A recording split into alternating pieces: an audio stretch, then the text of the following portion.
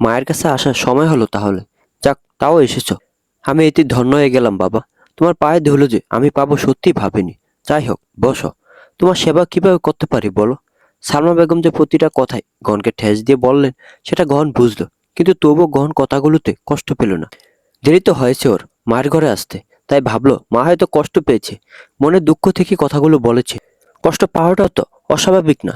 আগে তো গহন বাড়ি ফেরার পরে সবার প্রথমে মায়ের ঘরে আসতো, কিন্তু এখন আর আসা হয় না। সবসময় তো শুধু ইচ্ছে করে নিধির মুখটা দেখতে। সেজন্যই তো বাড়ি ফেরার পর আগে নিধির সাথে কিছুটা সময় কাটায়, আগে মন মেজাজটা ভালো করে নেয়, তারপরে আসে সালমা বেগমের কাছে। গহন এগিয়ে গিয়ে সালমা বেগমের পাশে দাঁড়ালো। বসার ইচ্ছে আর হলো না। মা, নিধি কাল থেকে ভার্সিটিতে যাবে, ওর পড়াশোনার চাপ তো অনেক থাকবে, তাই তোমাকে বলতে এলাম যে বাড়ির ব্যাপারগুলো নিয়ে ওকে বেশি চাপ দিও না। কখনো শুনেছো আমি তোমার বউকে বাড়ির কাজ নিয়ে চাপ দিয়েছি? গণ বেশ স্বাভাবিক গলায় উত্তরে বলল, না মা, কখনো শুনিনি। তার কারণ নিধি আমার কাছে অভিযোগ করেনি, কিন্তু নিজের চোখে অনেক কিছু দেখেছি। থতমতে খেলেন সালমা বেগম। বুঝলেন এই নিয়ে কথা বাড়ালে তিনি বিপদে পড়বেন। সেজন্য প্রসঙ্গটা বদলে একটু গম্ভীর গলায় বলার চেষ্টা করলেন, তার মানে বাড়ির বউ হিসেবে ওর যতটুকু দায়িত্ব ততটুকু আর পালন করবে না? সারাদিন পড়াশোনার অজুহাতে সমস্ত দায়িত্ব থেকে দূরে পালাবে, তাই তো? গণ একটু হেসে বলল, এখানে পালানোর কি আছে মা? তোমরা সহযোগিতা করবে ওকে। নিজের দায়িত্ব অবহেলা করার মতো মেয়ে নিধি না। শুধু ওকে একটু সহযোগিতা করা প্রয়োজন। বেশ, ঠিক আছে, যা ভালো বুঝো তাই করো। ওর পড়াশোনার বিরোধিতা করছি না আমি। করতেই পারে পড়াশোনা, স্বাবলম্বী হওয়া ভালো কথা, কিন্তু গড়ার বাইরে দুটো যেন সমানভাবে সামলাতে পারে। তাই বলে স্বাবলম্বী হওয়ার চক্করে যেন আমার সংসারটা না এলোমেলো করে ফেলে। গণ বেশ আত্মবিশ্বাসের সাথে বলল, এমনটা হবে না, নিশ্চিন্তে থাকতে পারো তুমি। আর কোনো উত্তর দিলেন না সালমা বেগম। গম্ভীর ভঙ্গিতে বসে রইলেন। একটু বিরতি নিয়ে গহনে আবারও বলে উঠল, তোমার সাথে আরেকটা কথা ছিল আমার মা, সিনথিয়ার ব্যাপারে। সিনথিয়ার নামটা শুনতে সালমা বেগম কপাল কুঁচকে তাকালেন গহনের দিকে। কৌতূহলী গলায় বলল, সিনথিয়ার ব্যাপারে কি কথা বলবে? এবারে গহন বসলো সালমা বেগমের পাশে। সালমা বেগমের এক হাতের উপর নিজের হাত রেখে শান্ত গলায় বোঝানোর ভঙ্গিতে বলল, সিনথিয়া তো এখনো যথেষ্ট ছোট মা। ওর বিয়ে নিয়ে তো এত তাড়াহুড়ো করার কোনো প্রয়োজন নেই। ওর স্বাবলম্বী হওয়ার ইচ্ছে। একবার ও স্বাবলম্বী হয়ে গেলে এমন হাজারটা ভালো ছেলে পাওয়া যাবে। আর তাছাড়া ওর বিয়ে, ওর জীবন, ওর মতামতেরও তো একটা গুরুত্ব আছে। আমরা কিভাবে জোর করে বিয়েটা দিয়ে দেব বলো? চিন্তা তোমায় বলতে বলেছে এসব? হ্যাঁ, বলেছে। এই নিয়ে যেন আবার ওকে বকাবকি করতে যেও না। আমি ওর বড় ভাই। ও আমার কাছে আবদার করতেই পারে। অন্যায় আবদার করেছে, তুমি বুঝবে না। আমি জানি তুমি ওর ভালোর জন্যই বলছো, কিন্তু আমি ওর ভালো অন্য দিক দিয়ে দেখছি।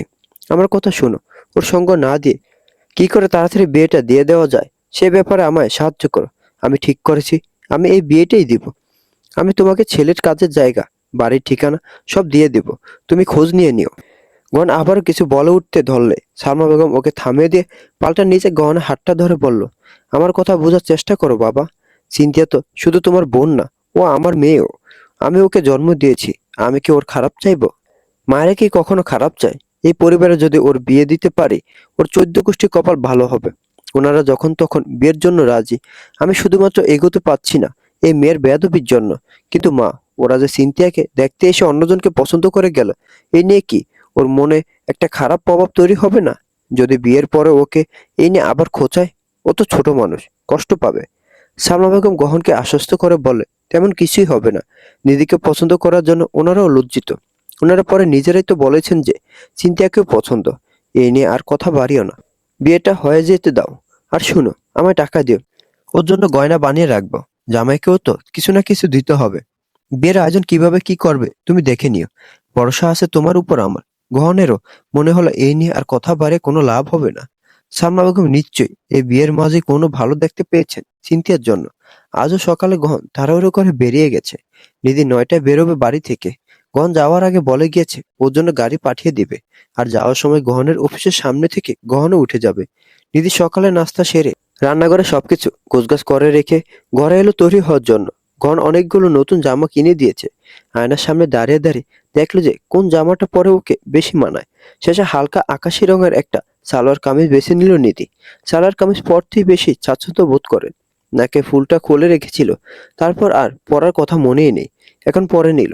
নিধি ইচ্ছাকৃতভাবে চুরিয়ে পড়ল, যেন ওকে দেখে বোঝা যায় যে নিধি বিবাহিত। কোনো ছেলে যেন সুযোগ নিতে না পারে। আর তারপরে যদি দুঃসাহস দেখায় প্রেমের প্রস্তাব দেওয়ার, নিধি তো আছেই তাকে সাহায্য করার জন্য। নিধি তৈরি হয় ব্যাগ নিয়ে ঘর থেকে বের হতে যাবে, এর মধ্যেই বাইরে থেকে একটা শব্দ ভেসে এলো ওর কানে।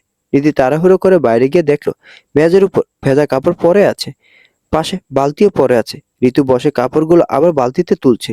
মেয়েটা যে বসে থেকে কাজটা করতে খুব অসুবিধা হচ্ছে সেটা ভালোভাবে বুঝতে পারলো নিধি।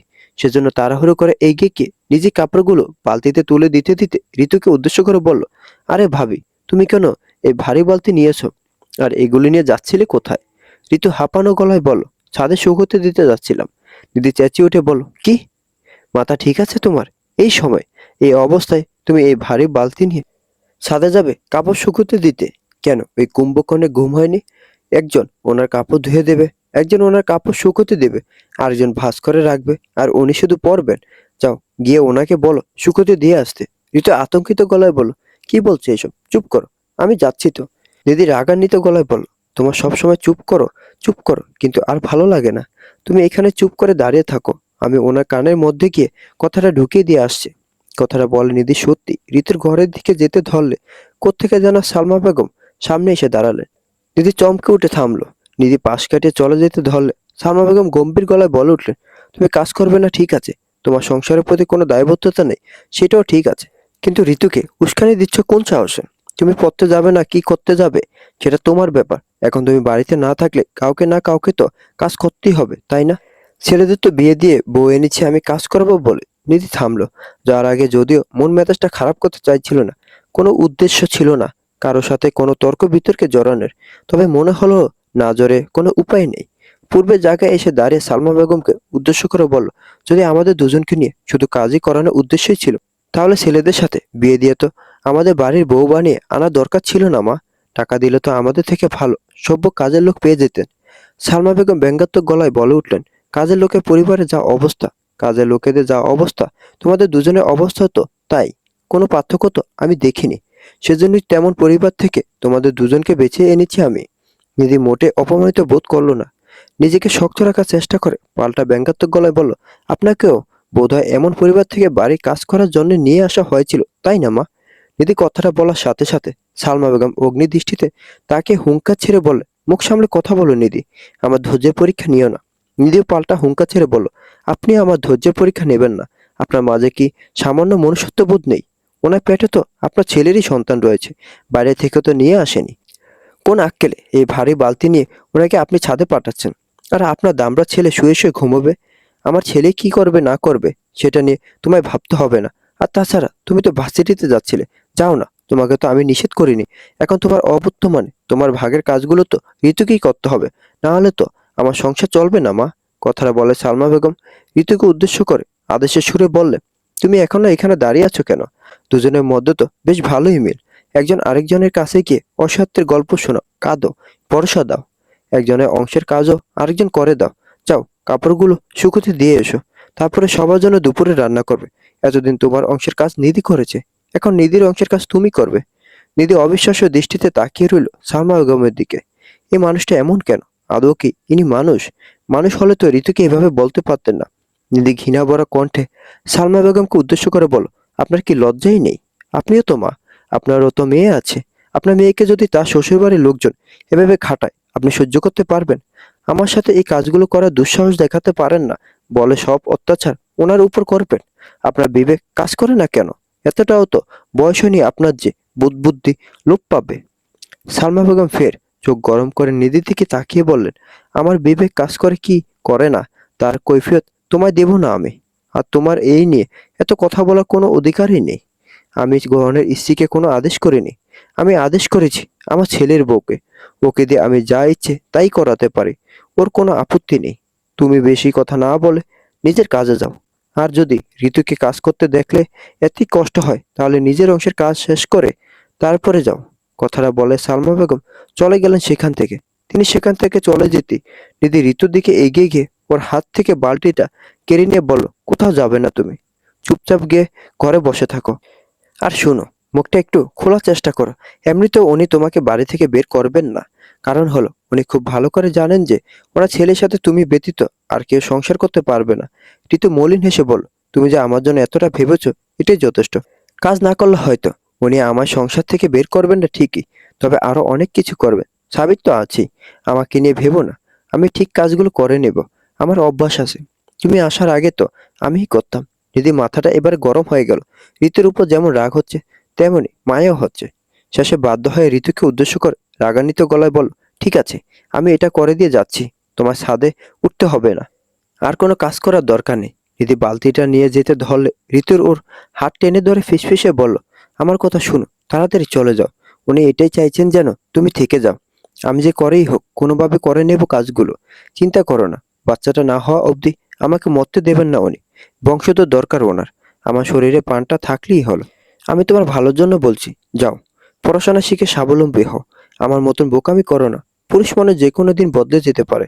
আজ তোমাকে স্বাবলম্বী হওয়ার সুযোগ দিচ্ছে, সেই সুযোগটা কাজে লাগাও। ঋতু নিজের কথাটা শেষ করতে না করতে আবারও হুড়মুড়ে সেখানে সালমা বেগম এলেন।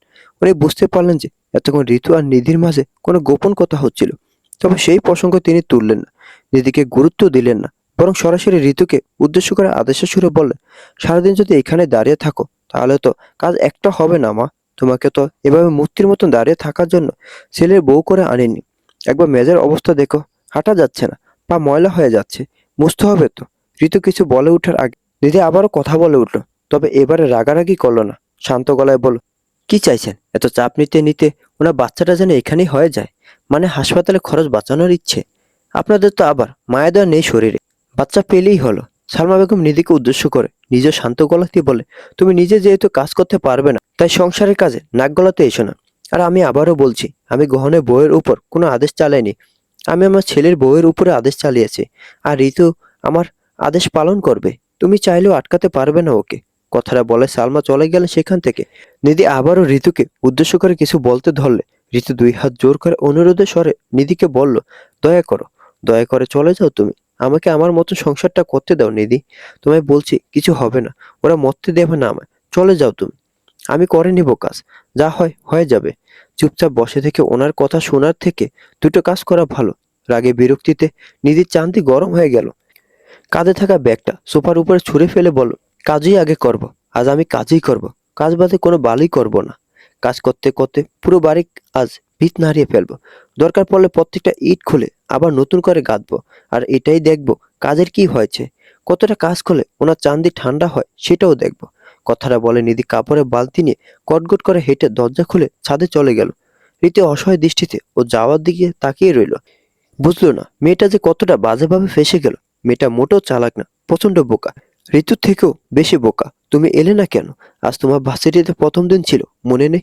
গহনের গম্ভীর কণ্ঠটা শুনে নিধি একটু ভয় পেল। তবে কণ্ঠটা কাঁপতে দিতে চাইলো না, নয়তো ধরা পড়ে যাবে।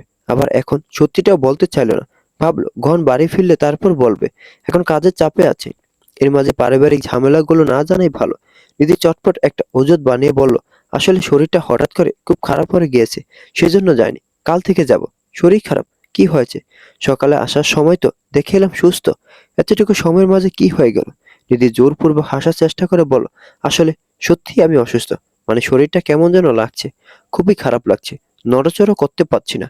কি সমস্যা হয়েছে পরিষ্কার করে বলো। বাড়িতে কিছু হয়েছে? তোমার শরীর খারাপের জন্য ভার্সিটিতে আসতে অসুবিধা হলে আগে তুমি আমাকে কল করে জানাতে। গাড়ি পাঠানোর পর সেই গাড়িটা আবার ফেরত পাঠাতে না। তারপরে আমাকে জানানোর প্রয়োজন মনে করোনি। একটু ঘাবড়ে গেল নিধি, কিন্তু তারপরে নিজেকে স্বাভাবিক রাখার চেষ্টা করে বলো, না সত্যি শরীরটা খারাপ। কাল থেকে যাব, কথা দিচ্ছি। শরীর খারাপ হলো আর বাড়ি থাকবো না। গন তৎক্ষণাৎ কোনো উত্তর দিল না। একটু ভাবনা চিন্তা করে গম্ভীর গলায় বল, ঠিক আছে রাখছি, কাজ আছে অফিসে। কথাটা বলে গহন ফোনটা কেটে দিল। নিধি একটা স্বস্তির নিঃশ্বাস ছাড়ল। আপাতত গহনকে চিন্তার হাত থেকে মুক্তি দেওয়া গেল। তবে রাতে গহনকে জানাতে হবে ব্যাপারটা, নয়তো রোজ রোজ ক্লাস মিস দেওয়া যাবে না। এর একটা ব্যবস্থা করতেই হবে। নিধি তখন ডাইনিং টেবিল গোছাচ্ছে।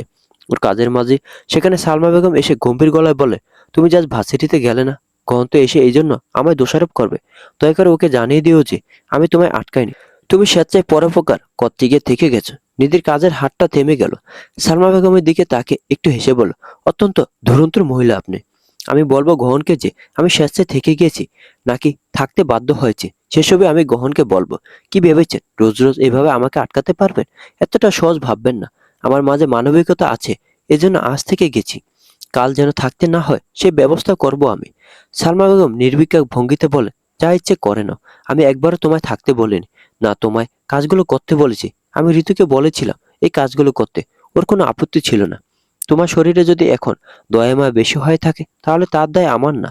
আর আমার মাথা গরম হয়ে গেলে, ধৈর্যের বাঁধ ভেঙে গেলে আপনার সম্মান রক্ষা করার দায়ও থাকবে না। এমন কিছু বলে দেব যে মাথা ঘুরে পড়ে যাবেন। আমি ভদ্রতা বজায় রাখায় যেন দিন দিন আপনার কুটনামিগুলো বেড়ে যাচ্ছে। আমাকে অভদ্র হতে বাধ্য করবেন না। এত বছর সংগ্রাম করে বেঁচেছি, কার সাথে কি ব্যবহার করতে হয়, কাকে কিভাবে সোজা রাখতে হয় সেসব কিন্তু আমি জানি। শুধুমাত্র গহন আপনাকে সম্মান করে বলে চুপ থাকার চেষ্টা করে, নয়তো এতদিনে আপনার কি যে অবস্থা করতাম আমি নিজেও জানি না। কথাটা বলে নিধি দাঁত কিরমির করলো। নিধি আরো কিছু বলতে চেয়েছিল, তবে পারল না। তার আগে ওর কানে দরজা খোলা শব্দ এলো, কিন্তু দরজা খুলল কে? কেউ তো এদিক দিয়ে যায়নি। তার মানে বাইরে থেকে কেউ আসছে। কিন্তু বাইরে থেকে কেউ এলে একমাত্র তো দরজা খোলার ক্ষমতা গহনের কাছেই আছে। তার মানে গহনে এলো কি? নিধি এসব ভাবতে ভাবতে ঘাড় ঘুরিয়ে তাকাতে দেখলো সত্যি গহন আসছে ওর দিকে। চোখে মুখে অদ্ভুত গাম্ভীর্যতা ফুটিয়ে রেখেছে। নিধির কেন যেন মনে হলো গহন রেগে আছে, তা আবার ওর উপরে রেগে আছে। নিধির এসব ভাবনার মাঝে গহন গম্ভীর গলায় বলল, তোমার নাকি শরীর খারাপ, ভার্সিটি যেতে পারোনি সেজন্য? বাড়ির কাজে হাত দিয়েছো কেন তাহলে? নিধি কেন যেন একটু ভয় পেল গহনের কণ্ঠ শুনে। নিধি তো মিথ্যে বলেছে গহনকে।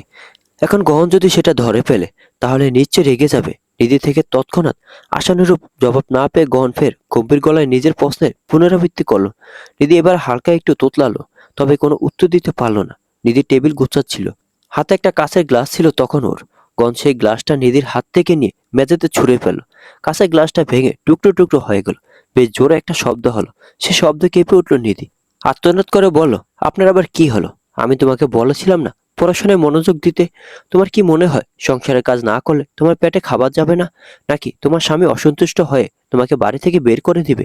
নিধি মাথা নামিয়ে নিয়ে মিনমিনে গলায় বলল, শ্বশুরবাড়ির লোকজন অসন্তুষ্ট হয়ে ঠিকই বের করে দেওয়ার জন্য ষড়যন্ত্র করবে। গহন এবার হালকা একটু চেঁচিয়ে উঠে বলল, এতদিকে নজর রাখতে বলেছি তোমায় আমি। তোমার স্বামী সন্তুষ্ট কিনা সেদিকে খেয়াল রাখো। সারা পৃথিবীর লোকের সন্তুষ্টি অর্জনের ঠেকা নিয়ে বসেনি তুমি। বারবার করে আমি তোমায় বলে গিয়েছিলাম ঠিক সময় মতো তৈরি হয়ে থেকো, গাড়ি পাঠাবো নিতে। আর তুমি এখানে বসে থেকে সংসারে কাজ করছো। তোমার স্বামী তোমাকে সারা জীবন বসে খাওয়ানোর ক্ষমতা আছে নিধি। তাই এই বাড়িতে টিকে থাকার জন্য সবার সন্তুষ্টি অর্জন জরুরি না। গহনের এবারে চেঁচানোতে নিধি কেঁপে উঠল। তবে এবারে মনে হলো কিছু বলা দরকার, কারণ নিধি বুঝতে পারছে গহন আসলে ওর উপরে রাগ দেখাচ্ছে না, রাগটা দেখাচ্ছে বাকিদের উপরে। তাহলে এখন যেহেতু রেগে আছে, রাগটা তত্তর করে বাড়িয়ে দেওয়ার ব্যবস্থা নিধিকেই করতে হবে। যাকে বলে আগুনে ঘি ঢালতে হবে নিধিকে। ওদের থেকে একটু দূরে দাঁড়ানো সালমা বেগমকে ইশারায় দেখিয়ে বলল, আপনার মাকে জিজ্ঞেস করুন কেন আমি যেতে পারিনি। উনি ভাবিকে দিয়ে যা ইচ্ছে তাই কাজ করাচ্ছিলেন। কি বলে কাজ করাচ্ছিলেন জানেন? আমাদের দুজনের মাঝে নাকি খুব মিল, সেজন্য আমি এতদিন ভাবির কাজ করেছি। আর এখন তাই আমার কাজ ভাবিকে করতে হবে। ওনার দামড়া ছেলেকে উনি কাপড়গুলো ছাদে শুকোতে দিত, যেতে পাঠাতে পারেন না। আর ভাবিকে এই অবস্থায় উনি পাঠান সিঁড়ি দিয়ে উঠতে নামতে। আমি তো ওনার মতন অমানবিক না, নির্দয় না, পাষাণও না। আমার একটা মন আছে, যেতে পারেনি এই অবস্থায় ভাবিকে রেখে। আমি চলে গেলে গরুর মতন ওনাকে দিয়ে খাটাতো। এতদিন আপনাকে গাধা পেয়ে খাটিয়েছে, আর এখন আমাকে ফাঁদে ফেলে গরু বানানোর চেষ্টা করা হচ্ছে। কোন সালমা বেগমকে আগে একটা কথা বলল না, ফের নিধিকে উদ্দেশ্য করে রাগী গলায় বলল, তোমাকে তো আটকায়নি। তোমাকে এত সহৃদয়বান হতে আমি বলিনি। যাদের ঝামেলা তারা বুঝে নিত। ঋতু তো মায়ের ছেলের বউ, মায়ের নাতি বা নাতনি ওর গর্বে আছে। মায়ের ছেলে সন্তানকে জন্ম দেবে ঋতু। যতক্ষণ পর্যন্ত ঋতুর উপর এই বংশের বংশধর জন্মানোর দায়িত্ব আছে, কেউ কিচ্ছু হতে দেবে না ওর। নিধি বিষম্য ভরা দৃষ্টিতে গহনের দিকে তাকিয়ে রইল। গহন সে একই কথা বলল যেগুলো ঋতু ওকে বলেছিল। তার মানে সবাই এবারে পরিস্থিতি সম্পর্কে, সবার উদ্দেশ্য, মন মানসিকতা, কে কত দূর কি করতে পারে সবই জানে, শুধু নিধি জানে না। নিধিকে শাসানো শেষে গহন এবারে সালমা বেগমের দিকে তাকালো। রাগারাগি করলো না, তবে পূর্বের মতন গম্ভীর গলাতে বলল, আর মা, বাড়ি থেকে কাজের লোক রাখা হয়নি? এখন একজন আছে, দরকার হলে আরো 10 জন রাখবে। টাকা যা লাগে আমি দেব। আমার টাকা দিতে সমস্যা নেই, তোমাদের লোক রাখতেই সমস্যা। আমার বউকে দিয়েও কাজ করাতে হবে না, সাবিতের বউকে দিয়েও কাজ করাতে হবে না। তোমাদের কারোরই কাজ করার প্রয়োজন নেই। আমি কি কখনো তোমাদেরকে বলেছি যে আমার বউকে বসিয়ে রেখে তোমরা কাজ করো? তাহলে কেন সবসময় ওকে দিয়ে খাটানোর মতো পরিস্থিতি তৈরি করো বলতে পারো? গতকাল রাতে তোমার সাথে আমার এই নিয়ে পরিষ্কারভাবে কথা হয়ে গিয়েছিল। সালমা বেগম খ্যাক করে উঠে বললেন, অযথা আমার দোষ দিচ্ছ কেন? তোমার ইসিকে দিয়ে না হয় কোনো কাজ করানোর অধিকার আমি রাখি না। ও আমাকে নিজের শাশুড়ি হিসেবে মানেই না, কিন্তু আমার ছেলের বউকে দিয়ে তো কাজ করানোর অধিকার আমি রাখি। নাকি সেই অধিকারও এখন তোমরা কেড়ে নেবে আমার থেকে? ঋতু তো কোনো অসুবিধা হয় না আমার আদেশ পালন করতে। তোমার স্ত্রীর কেন এত অসুবিধা হয়? তার কারণ ও বোকা, সেজন্য অসুবিধা হয়। যাই হোক, কে বোকা, কে চালাক, কে কোথায় কি ষড়যন্ত্র করছে, এসব ব্যাপারে আমি কথা বলতেই চাই না। তোমরা সবাই জানো অশান্তি আমার অপছন্দ, আমি সেটা এড়িয়ে চলতে চাই। কিন্তু ঘুরে ফিরে তোমরা আমাকে সেই পথে নিয়ে যাও। ঋতুকে দিও যেন এইসব কাজ করার কথা না উঠে। এটা আমার শেষ কথা মা। আমার কানে যেন আর এই কথাগুলো না আসে। আর নিধি তোমাকে বলছি। কথাটা বলে গহন নিধির দিকে ঘুরে দাঁড়ালো। নিধি হালকা একটু কেঁপে উঠে ঠিকঠাক হয়ে দাঁড়িয়ে বলল, জি জি বলুন, আমি শুনছি আপনার কথা। কাল থেকে একদিনও যেন ক্লাস মিস না হয়। কে কাকে দিয়ে কি কাজ করাচ্ছে আর কি কত অসুবিধা হবে সেসব দেখা দায়িত্ব তোমার না। যদি তোমার কোনো অসুবিধা হয় সেটা আমায় বলবে। রোজ রোজ কিন্তু আমার পক্ষে অফিসে গুরুত্বপূর্ণ কাজ রেখে বাড়িতে এসে পারিবারিক ঝামেলা সমাধান করা সম্ভব না। আমিও মানুষ। দিদি শুধু অসহায় মুখ করে তাকিয়ে রইল গহনের দিকে। গহনের আর কোনো কথা বাড়ানোর ইচ্ছা হলো না। অফিসে একটা গুরুত্বপূর্ণ মিটিং আছে, সেজন্য আবার যেতে হবে অফিসে। দরজার দিকে পা বাড়াতে ধরলে পিছন থেকে সালমা বেগম বলে উঠলেন, তুমি কিন্তু আজ আবারও আমায় অপমান করলে গহন। তোমার স্ত্রীর সামনে আমায় ছোট করলে। তোমার স্ত্রীকে উদ্দেশ্য করে নিক্ষেপ করা প্রত্যেকটা ছোট বড় বাক্যের পেছনে যে ইঙ্গিতে তুমি আমাকে অপমান করলে তা বুঝতে কিন্তু আমার বাকি নেই। সাবিত কিন্তু কখনো আমার সাথে এভাবে কথা বলে না, কখনো ওর বউয়ের সামনে আমায় অপমান করে না। গন থেমে গিয়ে সালমা বেগমের দিকে তাকে শান্ত গলায় বলল, আমি সাবিত না মা। আবারও বলছি, আমি সাবিত না। আর না আমি সাবিত হতে চাই। আমি আমার নিজের ক্ষেত্রে বরাবরই মেরুদণ্ডহীন ভাবে থেকেছি। তার কারণ আমার দায়বদ্ধতা ছিল বলে আমি মনে করি। কিন্তু আমার স্ত্রীর ক্ষেত্রে মেরুদণ্ডহীন ভাবে বেঁচে থাকার থেকে আমার কাছে মৃত্যু অনেক বেশি সম্মানজনক। সাবিতের মতো মেরুদণ্ডহীন হতে পারবো না। আর সবসময় ত্যাগ শুধু আমার পক্ষ থেকেই কেন করতে হবে বলতে পারো? কোনো কিছু একপাক্ষিক চলতে পারে না। ধৈর্যের সীমা সবারই থাকে। আমারটা হয়তো অতিক্রম করে গেছে। এর আগে তো তোমার ধৈর্যের কোনো সীমা ছিল না। কখনো সেই সীমা ছাড়িয়ে যাওয়ার কথাও ছিল না। সব পরিবর্তন কেন স্ত্রী আসার পরেই হলো বলতে পারো আমায়? তার কারণ আমার স্ত্রী আমাকে আমার ভালো মন্দ বুঝতে শিখিয়েছে। ওই যে বললাম, নিজের ক্ষেত্রে আমার মেরুদণ্ড ছিল না, কিন্তু ও আমাকে মেরুদণ্ড সোজা করে বাঁচতে শিখিয়েছে। সবসময় চুপ না থেকে কিছু কিছু ক্ষেত্রে নিজের হয়ে কথা বলতে শিখিয়েছে। এই কথাটা তুমি একদমই ঠিক বলেছো মা। আমার স্ত্রী আসার পরে আমার জীবনে অনেক পরিবর্তন ঘটেছে। আমার আচরণে পরিবর্তন ঘটেছে। আমার এখন মনে হয় এই পরিবর্তনটা অনেক আগে হওয়া উচিত ছিল। নিধির আমার জীবনে আরো আগে আসা উচিত ছিল। কথাটা বলে গন চলে গেল। নিধির সাথেও আর কোনো কথা বলল না। নিধিও আর পিছন থেকে ডাকলো না। কেননা জানে এখন গহনের মন মেজাজ সত্যিই খারাপ। নিধির উপরে রেগে নেই। আর রেগে থাকলেই বাকি। নিধির গহনের রাগ ভাঙাতে 2 মিনিট সময় লাগবে না। দুগালে দুটো চুমু খেয়ে দেবে, অমনি গহন আইসক্রিমের মতন গলে যাবে। ছেলে মানুষের রাগ ভাঙানো খুব কঠিন কাজ নাকি? একেবারেই সহজ, পানির মতন সহজ। প্রথম দিন ভার্সিটিতে এসে ক্লাস করে দারুণ লাগলো নিধির। আজকে ভার্সিটি আসার আগে কোনো রকমের কোনো অশান্তি হয়নি। সালমা বেগমকে খুঁজেই পায়নি নিধি। একবার ভেবেছিল জ্বালানোর জন্য হলো, আসার সময় বলে আসবে, তবে সালমা বেগম দরজাই খোলেনি। সকালে নাস্তাটা অবধি করেনি। দিদি বাইরে থেকে কত ডাকলো, অনুরোধও করছিল সালমা বেগমকে যেন ভার্সিটি যাওয়ার আগে অন্তত একবার ওনার মুখটা দেখতে দেন। না হলে নাকি নিধির দিনটাই ভালো কাটবে না, শান্তি পাবে না। তবে তারপরও সালমা বেগম দরজা খুলেননি। একটি গলা উঁচিয়ে কথাও বলেননি নিধির সাথে। শেষে নিধি অগত্যা বাধ্য হয়ে একটা দীর্ঘশ্বাস ফেলে বেরিয়েছিল বাড়ি থেকে। তবে দিনটা মোটেই খারাপ যায়নি নিধির, বেশ ভালো কেটেছে। তবে একটু অস্বস্তিও হয়েছে। বেশ কয়েকজনের সাথে কথা হয়েছে নিধির ক্লাসে। তবে ওদের সাথে যে খুব স্বাচ্ছন্দ্যে মিশতে পারবে না সেটা নিধি খুব ভালোভাবে বুঝে গেছে। নিধি তো একটু সেকেলে। আর বাকিরা সবাই আধুনিক যুগের ঢং জানা মেয়ে।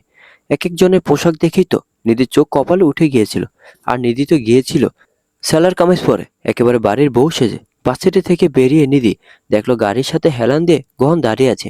দূর থেকে গহনকে দাঁড়িয়ে থাকতে দেখে নিধি খুশিতে লাফিয়ে উঠলো।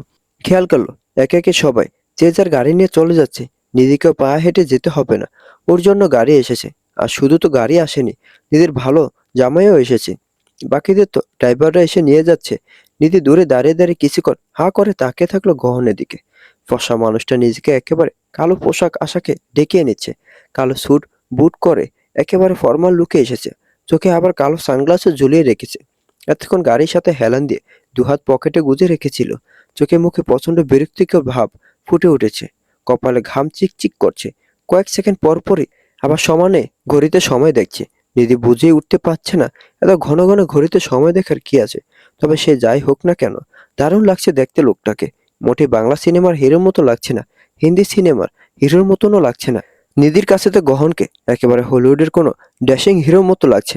ভোলাভালা লোকটাকে দেখলে বোঝাই যায় না যে এত স্টাইল মারতে পারে। নিধি তো খুবই সহজ সরল ভেবেছিল, কিন্তু এই লোকটা তো দারুণ ভাবভঙ্গি নিয়ে দাঁড়িয়ে আছে। দেখে মনে হচ্ছে ওনার উদ্দেশ্যেই বাসিরই কয়েকটা তরুণ মেয়েকে পটানো, ব্যাপারটা মাথায় আসতে হুট করে নিধির ভালো মেজাজটা বিগড়ে গেল। কপালে গাঢ় ভাঁজ সৃষ্টি হলো। ভাবলো এই নিয়ে গহনকে কাঠগড়ায় দাঁড় করাতেই হবে। কেন এভাবে এত ভাব নিয়ে দাঁড়িয়ে আছে? যাওয়ার সময় তো নিশ্চয়ই মেয়েগুলো একবার করে দেখে গেছে। কে জানে কি কি ভেবেছে মনে মনে নিধি স্বামীকে নিয়ে। কত আজেবাজে চিন্তা নিয়ে এসেছে। নিধির মনেতে কত আজেবাজে চিন্তা আছে গহনকে দেখে। চোখ মুখে গম্ভীর ভাব ফুটিয়ে তুলে গহনের দিকে গেল। অনেকটা কাছাকাছি যেতে গহন ওকে দেখতে পেল। পকেট থেকে এক হাত বের করে সানগ্লাসটা খুলে হাত বাড়িয়ে আবার নিধিকে ইশারাও দিল যে গহন টের পেয়েছে ওকে। নিধি কাছাকাছি আসতে গহন যেই না জিজ্ঞেস করতে যাবে যে আজকে দিনটা কেমন কাটলো, তার আগে নিধি গম্ভীর গলায় জিজ্ঞেস করলো, এত ভাব মারছেন কেন?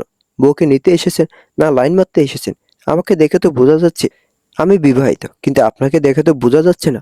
গহন কিঞ্চিত অপ্রস্তুত হয়ে পড়ল। সোজা হয়ে দাঁড়িয়ে আমতা আমতা করে বলল, ভাব মারলাম কোথায়? আমি তো রোজ এভাবেই বের হই অফিসের জন্য, কিন্তু এভাবে গাড়ির সাথে হেলান দিয়ে সানগ্লাস পরে দাঁড়িয়ে থেকে নিশ্চয়ই ভাব মারেন না। শুনুন, পিছনে একটা সাইনবোর্ড লাগিয়ে ঘুরবেন যে আপনি বিবাহিত। আপনার বউ খুবই ভয়ানক। আপনার দিকে কেউ চোখ তুলে তাকালো তার চোখ উপড়ে ফেলবে। আপনি আমার স্বামী, আমার সম্পদ, আমার মাল। বেশি তেড়িবেড়ি করলে না ঘুষি মেরে পেট একদম ফাটিয়ে দেব। গহন এবারে মোটেও অপ্রস্তুত হলো না, বরং শব্দ করে হেসে উঠল নিধির আজেবাজে কথা শুনে। গহনের হাসি থামতেই চাইল না, তবে গহনকে এভাবে হাসতে দেখে নিধি সবটা গুলিয়ে ফেলল। খুব করে চেষ্টা করলো অন্যদিকে তাকানো, কেননা এখন কথাগুলো গুলিয়ে ফেললে চলবে না। নিধিকে গম্ভীর থাকতে হবে, রাগ দেখাতে হবে গহনের উপর। তবে পারল না। নিধি নিজের বেহায়া চোখ দুটো টেনে হিসছে, অন্যদিকে সরাতে পারল না। সেগুলো আবার গহনের দিকেই তাকালো। কি সুন্দর করে হাসে মানুষটা। হাসলে যে কাউকে এত সুন্দর লাগে নিধি সত্যি জানতো না।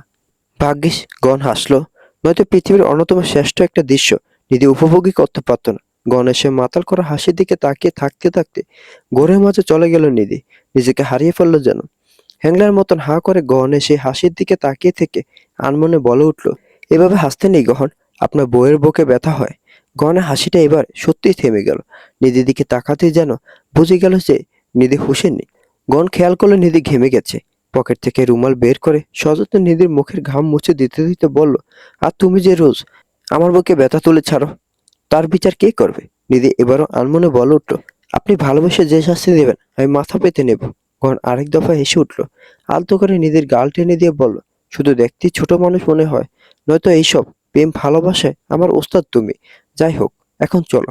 রোদের মাঝে কতক্ষণ দাঁড়িয়ে থাকবে? ক্ষুধা লেগেছে। নিধির ঘোর এখনো কাটেনি।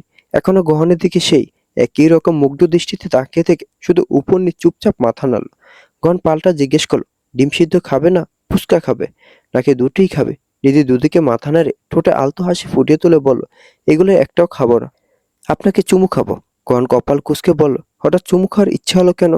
এসব ভয়ঙ্কর ইচ্ছে হঠাৎ করে মনের মাঝে জাগে, আর এসব ভয়ঙ্কর ব্যাপার স্যাপার হঠাৎ করে ঘটিয়ে ফেলতে হয়।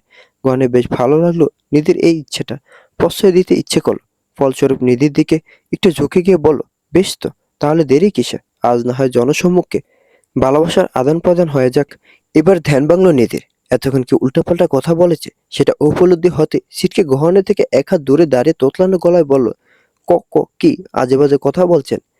ঘরের ঘটনা বাড়ি ঘরাতে যাবো কেন? বাড়ি চলুন। স্বভাব খারাপ হয়ে গেছে আপনার, যেখানে সেখানে যা তা করতে চান। অসভ্য লোক কোথাকার। মায়ের মতনই একেবারে নির্লজ্জ। চলুন। গহনকে আর কোনো কিছু বলার সুযোগ না দিয়ে নিধি আগে আগে হেঁটে গিয়ে গাড়িতে বসলো। গহন কিছুক্ষণ একা একা হাসলো, তারপর একা একাই বিড়বিড় করে বলল, পুরো পাগল একটা মেয়ে। সকালে ঘুম থেকে উঠে আজকেও নিধি গহনকে নিজের পাশে পেল না। ঘড়িতে সময় দেখলো সবে মাত্র সকাল 7:30 বাজে। কিন্তু কথা হলো, এত তাড়াতাড়ি কোথায় গেল মানুষটা? আজ তো ছুটির দিন, অফিস যাওয়ার তো কথা না। নিধির মাথা কাজ করছে না। এটা ভেবে যে মানুষটা সকাল সকাল গেল কোথায়। ভাবলো কল করবে। নিধি ফোনটা হাতে নিয়ে গহনকে কল করার জন্য উদ্যত হলো। তার আগে চোখে পড়লো গহন একটা মেসেজ। একটা দরকারি কাজ ছিল, তাই অফিসে আসতে হয়েছে। তুমি ঘুমোচ্ছিলে তাই বিরক্ত করিনি। চিন্তা করার দরকার নেই, আমি খেয়ে নেব। আজ সারাদিন একটু ব্যস্ত থাকবো। কল করার হয়তো সময় পাবো না। কোনো কিছুর প্রয়োজন হলে মেসেজ দিয়ে রেখো। একটা দীর্ঘশ্বাস ফেলো নিধি মেসেজটা পড়ে। নিধি খুব ভালো করেই জানে মানুষটা যতই বলুক না কেন তবুও কিছু খাবে না। ক্ষুধা লাগলেও খাবে না, ক্ষুধাতে মরেও গেলেও খাবে না। তবে কিছু করার নেই, আজ সারাদিন তো ব্যস্ত থাকবে নাকি গহন। অফিসে গেলেও হয়তো নাগাল পাবে না, তাই ভাবলো রান্না করে দুপুরে পাঠিয়ে দেবে খাবার। নিধি ফ্রেশ হয়ে ঘর থেকে বেরিয়ে রান্নাঘরের দিকে যেতে দিলে হঠাৎই চোখে পড়লো সালমা বেগমের ঘর থেকে ঋতু বেরোচ্ছে। দ্রুত পায়ে নিজের ঘরে চলে গেল ঋতু। বোধহয় কাঁদছিল। ব্যাপারটা মোটেই সুবিধা লাগলো না নিধির।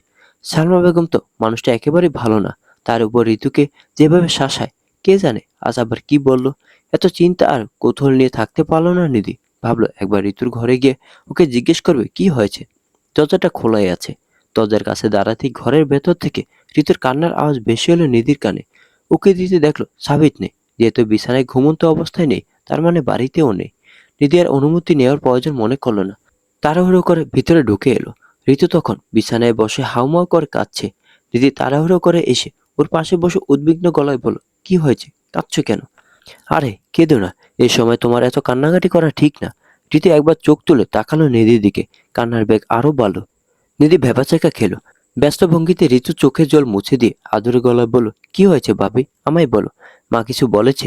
গায়ে হাত তুলেছে নাকি আবার? তুমি না বলো আমি তোমার ছোট বোনের মতো।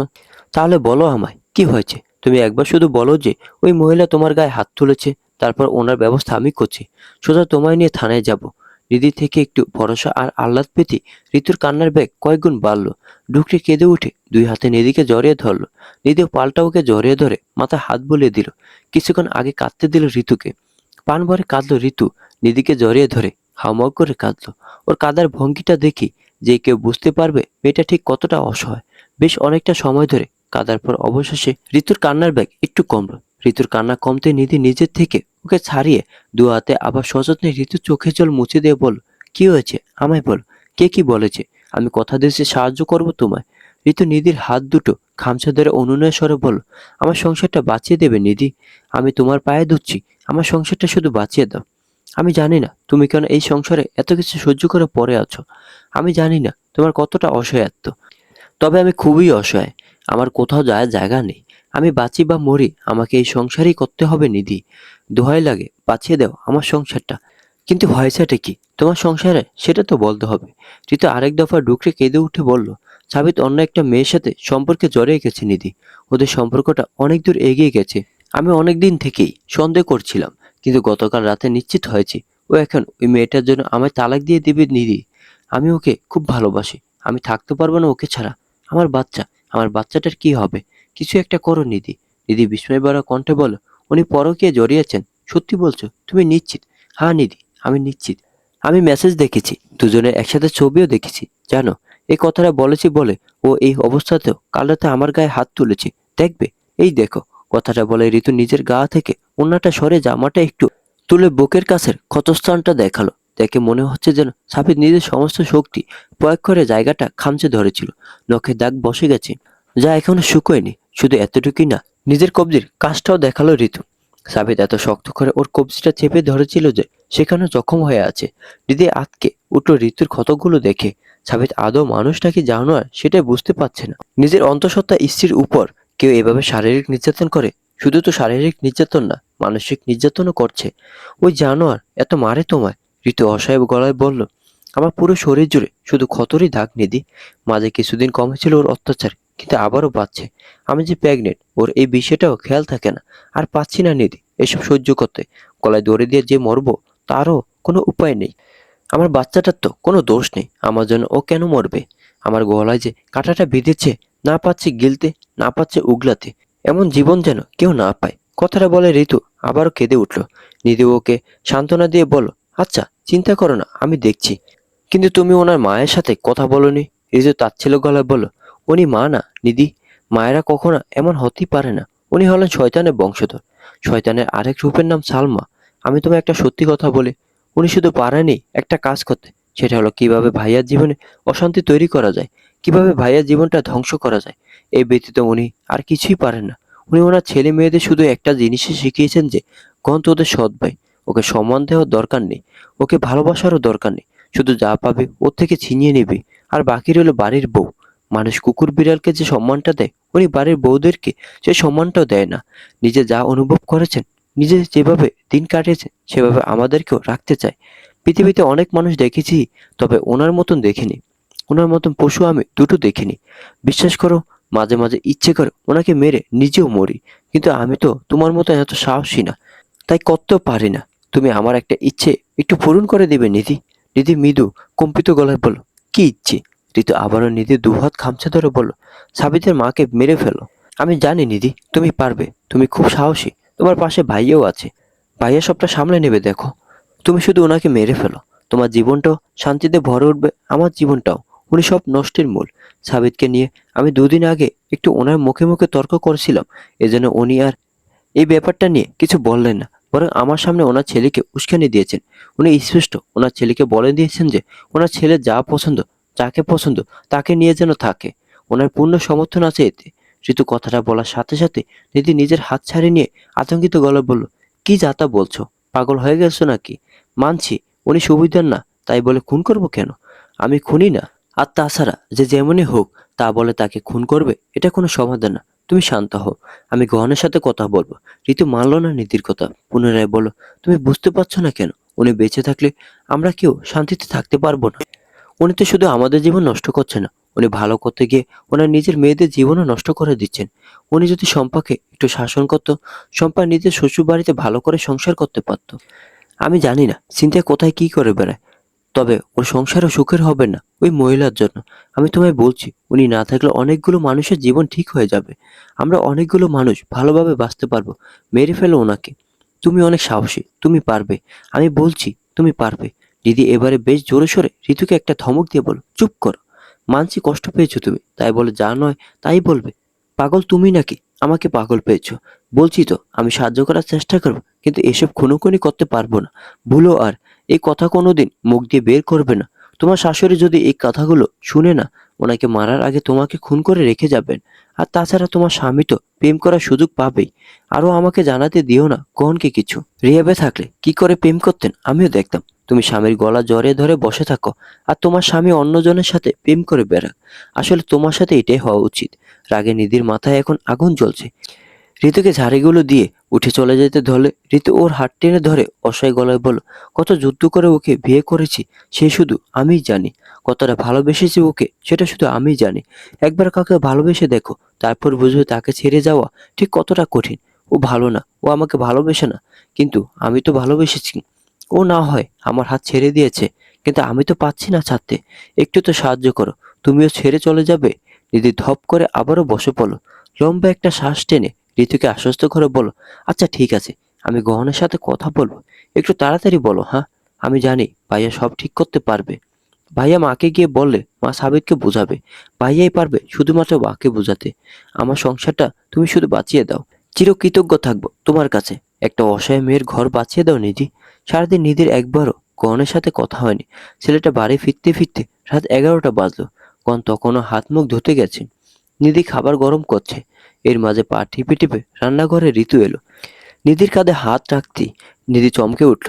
ঘাড় ঘুরিয়ে ঋতুকে দেখতেই স্বাভাবিক হলো। ঋতু ফিসফিস করে বলল, ভাইয়ার সাথে কথা বলেছ? না, সবেমাত্র এসেছেন। একটু সময় দাও, রাতে ঠিক বলবো। চিন্তা করো না। ঋতু অনুরোধের স্বরে বলল, আজ রাতের মাঝি বলো, তুমি আর ভাইয়াই আমার শেষ ভরসা। তুমি আমার শেষ ভরসা। বলো কিন্তু, চিন্তা করো না, বলবো আমি।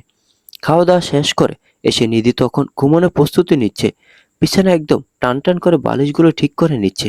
দিদির কাজের মাঝে গহন এসে পিছন থেকে ধোয়াতে ওর কোমর জড়িয়ে ধরলো। দিদি সুড়সুড়ি লাগলো।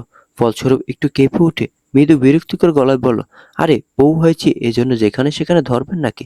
সুড়সুড়ি লাগে তো। দিন দিন গহনের স্বভাবে বিস্তর পরিবর্তন ঘটছে। শান্তশিষ্ট গোমরা ভদ্র ছেলেটা কেমন যেন ধীরে ধীরে অসভ্য হয়ে উঠছে। ধীরে ধীরে লজ্জা শরম কেটে যাচ্ছে। নীতির কথাটা শুনতেও একটুও সাবধান হলো না। ওকে ছাড়লও না, বরং কোমর ইচ্ছাকৃতভাবে সুড়সুড়ি দিয়ে বলল, তোমার যদি বউ থাকতো তাহলে তুমিও বুঝতে বউকে সুড়সুড়ি দিয়ে কতটা ভালো লাগে। নিধি গহনের দিকে ঘুরে তাকিয়ে এক হাত গহনের কাঁধের উপর রেখে বলল, বউ নেই তো কি হয়েছে, আমার স্বামী আছে না।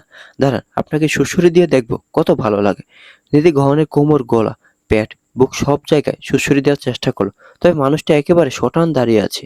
এক বিন্দু নড়ল না, একটু হাসলো না। মানুষটা সুড়সুড়ি নেই নাকি, নাকি অদ্ভুত মানুষ? এক পর্যায়ে গিয়ে নিধি নিজেই বিরক্ত হয়ে বলল, আপনি মানুষ না দানব? সুড়সুড়ি নেই কেন? গহন নিধির জন্য হাতটাও নিজের কাঁধের উপরে রেখে বলল, তুমি জানোই না কি করে সুড়সুড়ি দিতে হয়। দাঁড়াও, আমি শেখাচ্ছি। কথাটা বলল গহন নিধির দিকে ধীরে ধীরে একটু একটু করে ঝুঁকে গেল।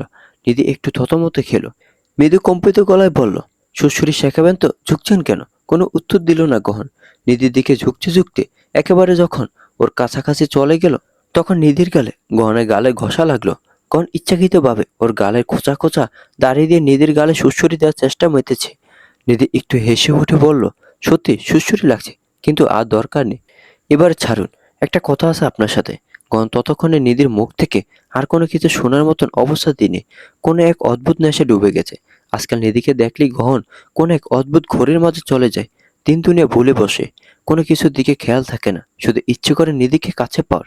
নিধিও বেশ ভালোই বুঝলো যে গহন আর কোনো কিছু শোনার মতন অবস্থাতেই নেই।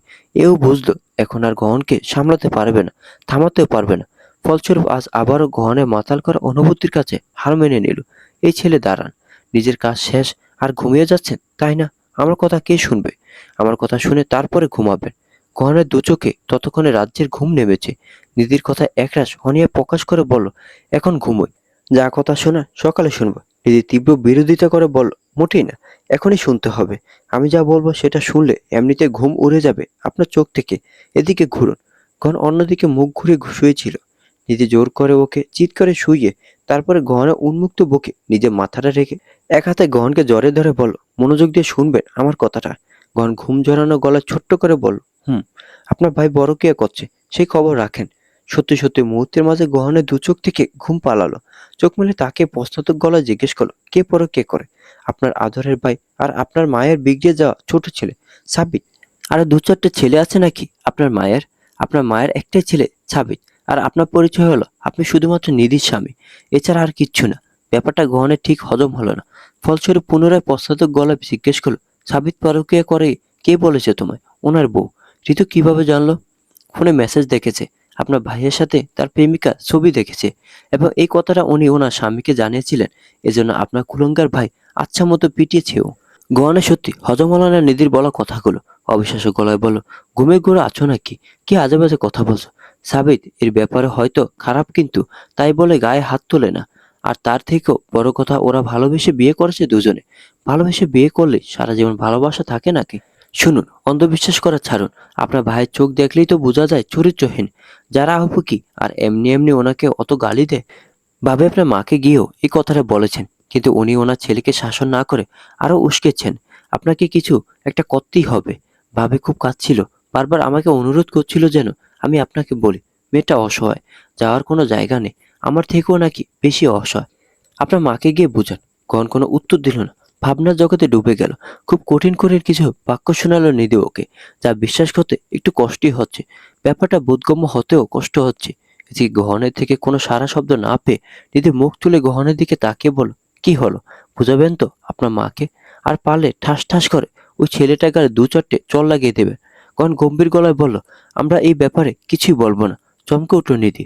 গহনকে ছেড়ে দিয়ে ওর বুক থেকে মাথাটা তুলে গহনের মুখের দিকে তাকিয়ে অবিশ্বাস্য গলায় বলল, কি বললেন? কিছু বলবো না আমরা? সত্যি? গহন বেশ স্বাভাবিক ভঙ্গিতে বলল, না, কিছু বলবো না আমরা। যার ব্যাপার তাকে বুঝে নিতে দাও। দিদি রুষ্ট গলায় বলল, অদ্ভুত মানুষ তো আপনি। এই না ভাই বোনে চিন্তায় ঘুম হয় না, ওদের জন্য পারলে নিজের জীবনটা পর্যন্ত উৎসর্গ করে দেন। আজ যে ব্যাপারটা এসেছে অন্যের মেয়ের, অমনি ওদের চিন্তা ওদেরকে করতে দেব? যদি আজ আপনার ভাই পরকীয়া না করে ভাবি পরকীয়া করতো, তাহলেও কি এই কথাটাই বলতেন? তাকে শুধু নিজের বাড়ির ছেলের কদর আছে, অন্যের বাড়ির মেয়ের কদর নেই। তুমি বুঝবে না এই বিষয়গুলো। আমি যা বলছি সেটা শোনো। ওরা যা ইচ্ছে করুক, আমাদের এর সাথে কোনো লেনা দেনা নেই। দুদিন আগে কিন্তু এই নিয়ে আমাদের মাঝে কথা হয়েছে নিধি। আমি তোমাকে তখনও বলেছি যে এই ব্যাপারে কথা বলায় সাবির যথেষ্ট কথা শুনিয়েছে আমাকে। আমি শান্তিতে থাকতে চাই, আমি নিজের সম্মান বজায় রেখে চলতে চাই। আর আমি থাকবো তো আপনার সাথে। ওরা কথা শোনালে আমিও কথা শোনাবো, কিন্তু তাই বলে এভাবে চুপচাপ বসে থাকবো? ভাবি আমার কাছে সাহায্য চেয়েছে গ্রহণ, একটু তো বুঝুন।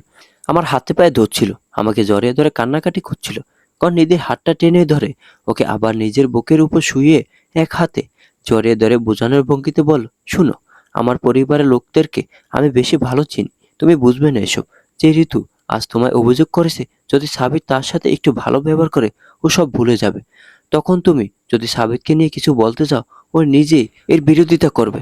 এমন মানুষদের আশেপাশে থাকতে নেই নিধি, যারা নিজেদের কথায় অটল থাকতে পারে না। আমার কথা শুনো, আমি তোমার ভালো চাই। আমি তোমাকে সব ধরনের অশান্তি থেকে দূরে রাখতে চাই। আমি যা বলছি সেটা মেনে চলো, এই ব্যাপারটা থেকে দূরে থাকো। যদি আবারও কিছু বলে উঠতে ধরলে গহন অন্য হাতে ওর মুখটা চেপে ধরে বল, চুপচাপ ঘুমো। এই নিয়ে আর কোনো কথা হবে না। আমাকে বলেছ, বলেছ, আবার সবার সামনে যেন এই কথাগুলো তুলতে যেও না। এখন আমার ভালো বইয়ের মতন চুপচাপ ঘুমিয়ে যাও। কথাটা বলে গহন ঘুমিয়ে গেল। তবে নিধি ঘুমোতে পারলো না। ব্যাপারটা কোনো মতে হজম হচ্ছে না। ঋতু তখন অসহায়ের মতন কাঁদলো, ওকে জড়িয়ে ধরে কতবার করে সাহায্য চাইলো। আর নিধি স্বার্থপরের মতন চুপ করে থাকবে সবটা জেনেও। অনেকদিন পর আজ সকালে নাস্তার টেবিলে সবাই একসঙ্গে বসেছে। আজও ভার্সিটি যাবে নিধি। নিধিকে তাই সকাল সকাল উঠতে হয়েছে। সকালে খাবারের ব্যবস্থা নিধিকেই করতে হয়, না হলে না খেয়ে ওকে আর গহনকে বেরিয়ে যেতে হবে। নাস্তা বানানো শেষে নিধি গিয়ে সবাইকে নিজেদের ঘর থেকে ডেকে এনেছে। গতকাল রাতে শম্পা এসেছিল, যদিও নিধি কিংবা গহন জানতো না কেন এসেছে, সেটা জিজ্ঞেস করাও হয়নি। খাবার টেবিলে বসে তখন সবাই নাস্তা করছে। নিধি আজ বসেনি সবার সাথে ইচ্ছাকৃতভাবে। গহন বলেছিল খেতে, তবে নিধি বসেনি। আজ সাবি তো খাবার টেবিলে উপস্থিত। এর মাঝে একটা অদ্ভুত ব্যাপার নিধি খেয়াল করেছে। আজ হঠাৎ করে সাবির নিজের বউয়ের খুব খেয়াল রাখছে। কি খাচ্ছে না খাচ্ছে সেসব দেখছে। নিজের প্লেট থেকে ডিম সিদ্ধ তুলে বউকে দিচ্ছে। নিধির গা পিত্তি জ্বলে গেল। তবে ঋতুকে একবারে নিস্তেজ দেখাচ্ছে। নিধি বুঝলো মেয়েটা চিন্তায় চিন্তায় একেবারে আধমরা হয়ে গেছে। ঋতুকে এতটা অসহায় অবস্থায় দেখে নিধি আর কোনো মতে চুপ থাকতে পারবে না। নিধি জানে না গহনের এতবার নিষেধ করা সত্ত্বেও ওর এই কাজটা করা ঠিক হবে কিনা। তবে নিধি চুপ থাকতে পারবে না। ও ঋতুর জায়গায় নিজেকে বসে ভেবেছে সবটা। ঋতুর অসহায়ত্বগুলো খুব ভালোভাবে বুঝতে পারছে। আর একটা মেয়ে হয়ে আরেকটা মেয়ের এমন অসহায়ত্ব দেখো, স্বার্থপরের মতন কোনো মতেই চুপ থাকতে পারবে না। দিদি মনে মনে নিজেকে প্রস্তুত করে নিয়ে সালমা বেগমকে উদ্দেশ্য করে বলল, মা, কিছু কথা ছিল আপনার সাথে। উপস্থিত প্রত্যেকের দৃষ্টি একযোগে পড়ল নিধির উপরে। সব থেকে বেশি কৌতূহল দেখা গেল গহনের দৃষ্টিতে। আর সকাল থেকে তো কিছু হয়নি, কেউ কোনো ঝামেলাও করেনি। তাহলে হঠাৎ করে নিধি সালমা বেগমের সাথে কি দরকার পড়ে গেল? তবে সালমা বেগমকে একটু চমকাতে হতে দেখা গেল না। না তার চোখ মুখে কোনো কৌতূহল আছে, বরং তিনি মুখে থাকা খাবার গিলিয়ে নিয়ে স্বাভাবিক গলায় বললেন, বলো। নিধি মনে মনে অনেকটা শ্বাস সঞ্চয় করে বলল, ঘরে স্ত্রী থাকা সত্ত্বেও আপনার ছোট ছেলে অন্য মেয়ের সাথে সম্পর্কে জড়িয়েছে, এই কথাটা জানার পর কি আপনার কোনো পদক্ষেপ নেওয়া উচিত ছিল বলে মনে হয় না আপনার? এমন নোংরা বিষয় কিভাবে আপনি আপনার ছেলেকে প্রশ্রয় দিতে পারে? যদি আজ আপনার ছোট ছেলের বউয়ের জায়গায় আপনার মেয়েরা থাকতো, তবে কি আপনি এমন নীরবে থাকতেন মা? নিধি কথাটা বলার সাথে সাথে গহন চেয়ার থেকে উঠে দাঁড়িয়ে ওর হাত টেনে ধরে গম্ভীর গলায় দাঁত ফিসে বলল, শাট আপ নিধি, আমি তোমায় নিষেধ করেছি এই নিয়ে কথা বলতে? নিধি অনুনয়ের স্বরে বলল, প্লিজ গহন, একটু তো বলতে দিন আমায়। একবার ভাবির দিকে তাকিয়ে দেখুন, অর্ধমিত অবস্থা ওনার। আপনি তো বাকিদের মতো নির্দয় নন। আপনার কি একটু খারাপ লাগছে না ভাবিকে দেখে? ভাবি যে জায়গায় আছে, আপনার বোনেরা যদি সেই জায়গায় থাকতো তাহলে কি এমনই করতেন? এখন যেমন চুপ আছি, তখনও তেমন চুপই থাকতাম। তোমাকেও আমি চুপ থাকতে বলেছি, ঘরে চলো। কথাটা বলে গহন নিধির হাত ধরে টেনে নিয়ে যেতে ধরলে পিছন থেকে সালমা বেগম বলে উঠলেন, দাঁড়াও গহন, তোমার স্ত্রীকে আগে নিয়ে যাচ্ছ কেন? ও যে কথাটা তুলেছে সে কথা ওকে সম্পূর্ণ করতে দাও। গহন থেমে পিছন ফিরে সালমা বেগমের দিকে তাকে শান্ত গলায় বলল, ধরে নাও, ও কিছু বলেনি মা, এই আলোচনার সমাপ্তি এখানেই। সালমা বেগম মোটেও মানলেন না গহনের কথাটা, বরং চেয়ার থেকে উঠে ওদের দিকে এগিয়ে আস্তে আস্তে বলেন, অসম্ভব, তোমার বেপররা, বেয়াদব, অসভ্য বউকে নিজের কথাটা সম্পূর্ণ করতে দাও। ও সাধারণ কোনো কথা বলেনি যে আমি ভুলে যাব। গহন আবার কিছু বলে উঠতে চাইলে নিধি ওকে থামিয়ে দিয়ে বলল, দাঁড়ান গহন, উনি আমাকে বেয়াদব বলেছেন তো ঠিক আছে, আমি মেনে নিলাম আমি বেয়াদব, আমি অসভ্য, আমি বেপরোয়া, কিন্তু ওনার ছেলে মেয়েরা যে ঠিক কতটা ভদ্র সেটা ওনাকে দেখাতে বলুন। গহন এবার চোখ মুখ গরম করে নিধির দিকে তাকিয়ে বলল, তোমার মুখ দিয়ে যেন আর একটা শব্দ না বের হয়, এটা আমার শেষ কথা নিধি। নিধি যেই না একটু থেমে যেতে চাইছে, অমনি সালমা বেগম যেন নিধিকে উস্কে দিচ্ছেন। তিনি যেন খুব করে চাইছেন এই আলোচনা কোনো মতে না থামুক। তিনি চাইছেন খুব ভয়ানকভাবে আলোচনাটা হোক। সেজন্য এবারে যখন নিধি থেমে যেতে ধরল, তিনি আবার বলে উঠলেন, না নিধি, থেমো না, বলো তুমি কি করছে? আমার ছেলে, আমার সহজ সরল ছেলের নামে তুমি আর কি কি অপবাদ দেবে দাও। নিধি ব্যঙ্গাত্মক গলায় বল, কি বললেন সহজ সরল ছেলে? লজ্জা করল না নিজের ছেলেকে সহজ সরল বলতে? আর সবকিছু জেনেও না জানার ভান কেন করছেন? আমি নিজে কালকে আপনার ঘর থেকে ভাবিকে কাঁদতে কাঁদতে বের হতে দেখেছি। আপনি জানেন না আপনার ছেলে পরকীয়া করে? আপনি জানেন না অন্তঃসত্ত্বা অবস্থায় আপনার ছেলে নিজের স্ত্রীর গায়ে হাত তোলে? কত অভিযোগ অস্বীকার করবেন? হাজারটা অভিযোগ ওনার নামে, তাই নাকি? তা কে করলো তোমার কাছে এই অভিযোগগুলো? ভাবি বলেছে, জানেন? কাল উনি আমায় জ্বরে ধরে হাউমাউ করে কেঁদেছে। একটা মেয়েকে কতটা অসহায় বানিয়ে রেখেছেন আপনারা। আর বাকি রইল আপনার এই ছেলে, ওনাকে গালি দেওয়ার মতন যোগ্য কোনো শব্দ আমার জানা নেই। মাতাল, লম্পট, চরিত্রহীন, অপদার্থ একটা, গর্বের কলঙ্ক বুঝেন? উনি হলেন আপনার গর্বের কলঙ্ক। না ছেলে হিসেবে ভালো, না স্বামী হিসাবে ভালো, বাপ হিসেবে যে কেমন হবে খুব ভালোভাবে আন্দাজ করতে পারছি। পুরো অমানুষ, জানোয়ার একটা। ওনার মতো স্বামী থাকার থেকে মরে যাওয়া অনেক ভালো। নিধি শেষে বাক্যটা উচ্চারণ করতে নিধিকে বিস্ময়ের চরম পর্যায়ে পৌঁছে দিয়ে ঋতু চেঁচিয়ে উঠল ওর নাম ধরে। প্রথমে নিধি চমকালো, হাঁ করে কিছুক্ষণ ঋতুর মুখের দিকে তাকিয়ে থাকলো। রাগে ঋতুর চোখ দুটো জল জল করছে, জল শক্ত হয়ে আছে। নিধি তাকিয়ে থাকার মাঝে ঋতুর রাগান্বিত কণ্ঠস্বর বেশি হলো ওর কানে। তোমার সাহস কি করে হলো আমার স্বামীর সম্বন্ধে এই কথাগুলো বলার? আমার স্বামীর মৃত্যু কামনা করো তুমি কোন সাহসে? কে অধিকার দিয়েছে তোমাকে আমাদের মাঝে কথা বলার? দুদিন ভালোভাবে কথা বলেছি বলে আমার জীবনে নাক গলানোর অধিকার দিয়ে দেইনি। মৃত্যু কামনা করার ইচ্ছে থাকলে নিজের স্বামী মৃত্যু কামনা করো, অন্যের স্বামীর দিকে নজর দাও কেন? গহন দুহাত মুষ্টিবদ্ধ করে দু চোখ খিচে বন্ধ করে নিজের রাগটা নিয়ন্ত্রণ করার চেষ্টা করলো। আন্দাজ করতে পেরেছিল গহন এমন কিছুই হবে। বারবার নিধিকে এই কথাগুলো বোঝাতে চাইছিল, কিন্তু মেয়েটা শুনলো না। গহন যতই মেয়েটাকে অপমানের হাত থেকে বাঁচাতে চায়, মেয়েটা যেন যে চেয়ে অপমানিত হতে চায়। এদিকে নিধি তখন হা করে তাকিয়ে আছে ঋতুর মুখের দিকে। বোধগম্য হলো না নিধি ঋতুর কথাগুলোর মানে। বিস্ময় ভরা গলায় বলা, এভাবে কেন কথা বলছো তুমি আমার সাথে? আমি তো তোমার ভালোর জন্যই। নিধিকে নিজের কথা সম্পূর্ণ করতে না দিয়ে ঋতু ফের রাগান্বিত গলায় বলে উঠল, আমি তোমাকে বলেছি আমার ভালো ভাবতে ন্যাকামো করছো। এমন ভাব দেখাও যেন কিছু বুঝো না, অথচ অন্যের সংসারে অশান্তি লাগানোর জন্য উঠে পড়ে লেগেছো। তোমার উদ্দেশ্য কি বলো তো? নিজের সংসারে অশান্তি বাদিয়ে এখন আমার সংসারে শান্তি সহ্য হচ্ছে না। নিধি বিস্ময় ভরা কণ্ঠে বলল, আমার সংসারে কিসের অশান্তি? আবার নাটক করছো? এমন ভাব দেখাচ্ছে যেন কিছুই বুঝো না। তুমি আমাকে বলনি তোমার সংসারে অশান্তির কথা? ভাইয়ার সাথে তোমার সম্পর্ক কেমন ছিল সেসব তুমি আমায় বলনি। বেশ দীর্ঘদিন পরেও তোমাদের দুজনের মাঝে স্বামী স্ত্রীর স্বাভাবিক সম্পর্ক তৈরি হয়নি, সেই বিষয়ে তুমি আমায় জানাওনি। আমাকে আমার স্বামীর সাথে সুখে শান্তিতে সংসার করতে দেখে হিংসে হচ্ছে। ঋতু কথাগুলো বলা শেষ করতে সালমা বেগম বলে উঠলেন, একদম ঠিক বলেছো ঋতু। এই মেয়ের সমস্যা এটা, ওর নিজের সংসারের দিকে কোনো খেয়াল নেই, শুধু অন্যের সংসারের দিকে চোখ দেওয়া। এই মেয়ে, তোমাকে এই বাড়িতে এনেছিলাম আমার বড় ছেলের বউ হিসেবে, যেন ওর জীবনটা গুছিয়ে দিতে পারো তুমি, এই বাড়ি সবার দায়িত্ব নিতে পারো। কিন্তু আসার পর থেকে আমার ছেলের প্রতি তোমার অবহেলা দেখছি। তুমি তো আমাকে বলেছিলে আমি নাকি আমার ছেলেকে মানুষ করতে পারিনি। সুযোগ পেলে তুমি চলে যাবে সংসার ছেড়ে, যাবে যখন চাও না, কেউ তোমাকে আটকায়নি। কিন্তু বাড়িতে অশান্তি তৈরি করছে কেন? তোমার না হয় সংসারের প্রতি স্বামীর প্রতি ভালোবাসা নেই, তাই বলে সবাইকে তোমার মতন অলক্ষণে মেয়ে পেয়েছো? নিধি হাঁ করে ওদের সবার বলা কথাগুলো শুনে যাচ্ছে। একটু পর পাশে দাঁড়ানো গহন এদিকে তাকিয়ে বলো, গহন আপনি কিছু বলবেন না? ওরা আমায় অপমান করছে, আপনি চুপচাপ দাঁড়িয়ে থাকবেন? গহন অগ্নি দৃষ্টিতে নিধির দিকে তাকিয়ে বলল, আমার বলার মতন কোনো মুখ রাখোনি তুমি। আমি বলতে বাধ্য হচ্ছি নিধি যে এটাই তোমার প্রাপ্য। মুহূর্তের মাঝে নিধির চোখ দুটো ছলছল করে উঠল। ওদের বলা কথাগুলো শুনে যতটা না খারাপ লেগেছিল, তার থেকে হাজার গুণ বেশি খারাপ লাগলো গহনের মুখ থেকে এই কথাটা শুনে।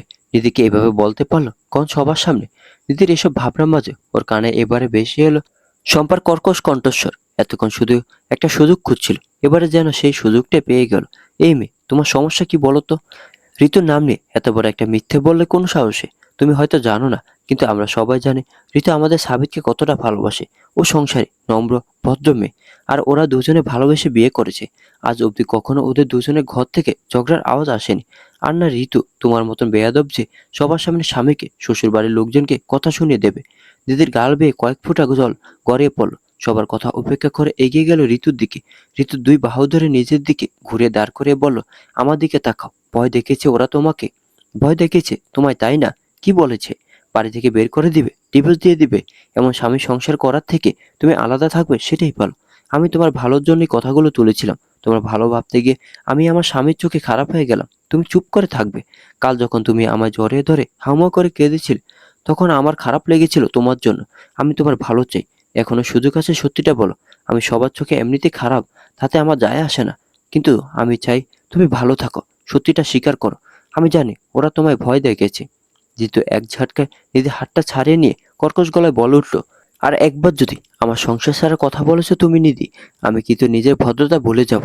কষিয়ে তোমার গালে একটা চড় লাগাতো দুবার ভাববো না। তোমার দুঃসাহস দেখে আমি অবাক হয়ে যাচ্ছি। কখন আমাদের মাঝে কথা হয়েছে?